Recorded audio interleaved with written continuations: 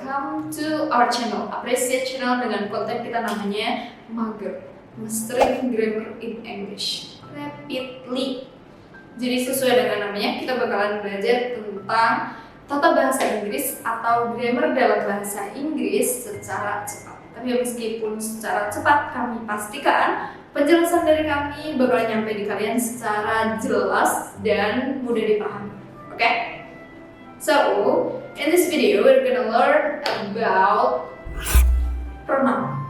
Apa sih itu pronoun?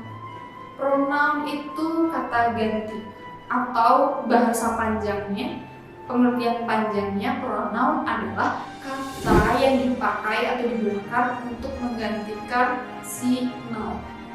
Kata yang digunakan untuk menggantikan noun. Nah, kalau dalam kamus Inggris ke Inggris, biasanya pronoun lambangnya pronoun. Kalau Inggris ke Indonesia atau Indonesia ke Inggris itu kg. Kg-nya bukan kilogram, bukan, tapi kata ganti. Gitu.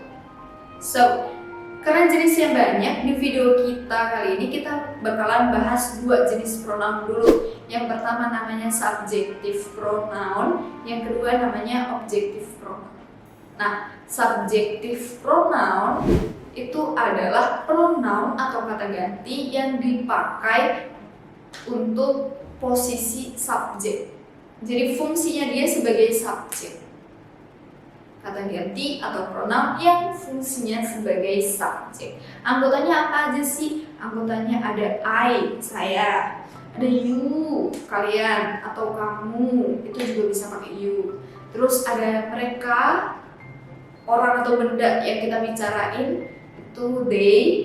Terus ada we, kami, ada she, dia perempuan, ada he, dia laki-laki, dan ada it untuk non-person atau bukan manusia yang tunggal. Seperti itu. Nah, karena dia posisinya di subjek itu jatuh sebelum verb. Jadi kalau kalian pengen nyusun kalimat nih, harusnya kalian menggunakan I, you, we, they, he, she, it jatuh sebelum verb atau di awal biasanya. Misalnya kita mau bilang mereka belajar bareng, kita nggak bisa pakai them study together, nggak bisa itu. Kenapa nggak bisa? Karena study itu adalah verb. Yang jatuh sebelum verb namanya adalah subjek. Subjek dari mereka itu bukan them, tapi they. Kalian nggak salah ya. Itulah kenapa pakainya kata I love you. Kenapa? Karena love itu adalah verb. Jadi yang jatuh sebelum verb adalah subjek. Subjeknya adalah I. Bukan me, bukan mine, bukan mine, bukan yang lain. Seperti itu. Nah, ada subjective pronoun, ada juga namanya objective pronoun. Objective pronoun itu berarti kata ganti atau pronoun yang fungsinya sebagai objek. Objek itu posisinya di mana sih? Objek itu posisinya jatuh setelah verb. Jadi kalau subjective pronoun itu sebelum verb, kalau objective pronoun itu sesudah verb atau sesudah preposisi. Preposisi itu yang kayak in, on, at, from, to, under, kata depan lah ya. Nah, itu namanya preposisi. Yang jatuh setelahnya adalah objective pronoun. Nah, anggotanya apa aja? Anggota dari objective pronoun, kalau tadi ada I di subjek, ada me di objek.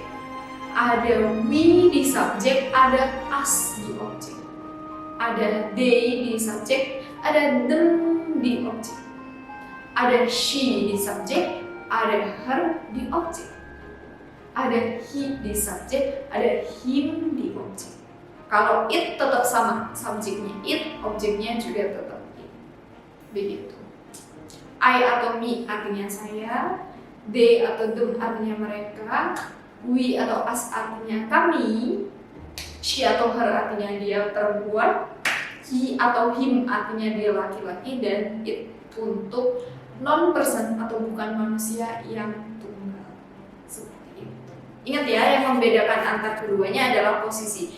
Subjective pronoun itu sebelum verb, kalau objective pronoun itu sesudah verb atau preposisi. Itulah kenapa ada game namanya Among Us. Kenapa bukan Among We? Karena among itu namanya preposisi, kelas katanya. Among adalah preposisi, yang jatuh setelah preposisi itu namanya objective pronoun. Dan objective pronoun yang tepat adalah us, bukan we. Misalnya lagi, saya baca buku-buku itu. Buku-buku kan jamak, berarti kata gantinya adalah they. Tapi kalau kita translate, kita nggak bisa pakai I read they, nggak bisa itu. Saya membaca mereka, I read they, itu nggak bisa. Kenapa? Karena read itu verb. Yang jatuh setelah verb itu namanya objek. Sekali lagi, yang jatuh setelah verb namanya adalah objek. Dan objeknya adalah them, bukan they. Seperti itu. Misalnya lagi, between you and I atau between you and me. Kita identifikasi dulu between-nya apa? Between adalah preposisi. Berarti yang jatuh setelah preposisi adalah objective pronoun. Kita nggak bisa pakai between you and I. Kenapa? Karena I adalah subjective pronoun. Kita bolehnya pakai between you and me. Between preposisi, you-nya di situ objective pronoun dan me-nya juga termasuk adjective pronoun. Seperti itu.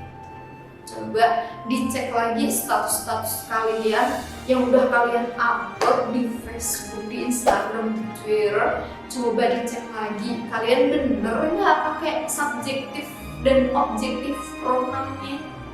Jangan sampai setelah kalian nonton video ini, kalian masih salah pakai subjek dan objektif pronounnya. Oke, gitu. Jadi semoga kalian dapat menyerap apa yang disampaikan. Semoga kalian enjoy sama videonya. See you, sampai jumpa di video selanjutnya. Bye.